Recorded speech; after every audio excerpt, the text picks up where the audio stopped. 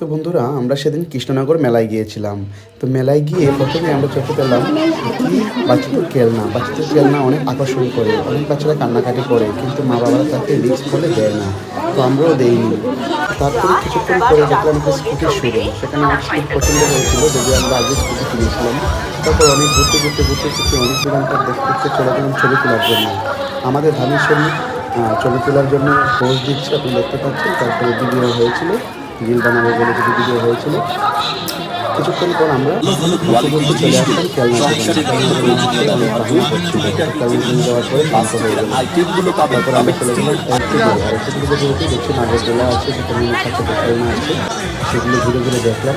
মেলাটা প্রতি বছরই হয়, আমরা প্রতি বছরই যাই, অনেক ভালো লাগে। আপনারা আশা করে যাবেন। এটা 25শে ডিসেম্বর থেকে শুরু হয়, 31শে ডিসেম্বর শেষ হয়ে যায়। তারপর ঘরের কিছু সরঞ্জাম কেনাকাটা করলাম, করে তারপর চলে আসলাম কিছু অর্নামেন্টসের দোকানে, যেখানে কিছু কানের দুল টুল পাওয়া যায়। সেখানে কিছু কানের দুল কেনা হলো, কেনার পর আমরা ব্যাক করলাম আমাদের বাড়িতে। সবাই ভালো থাকবেন, আমাদের ব্লগগুলি দেখবেন এবং আমাদেরকে ফলো করে আমাদের পাশে থাকবেন। নিত্য নতুন কিছু আপডেট পেতে আমাদের সঙ্গে থাকবেন।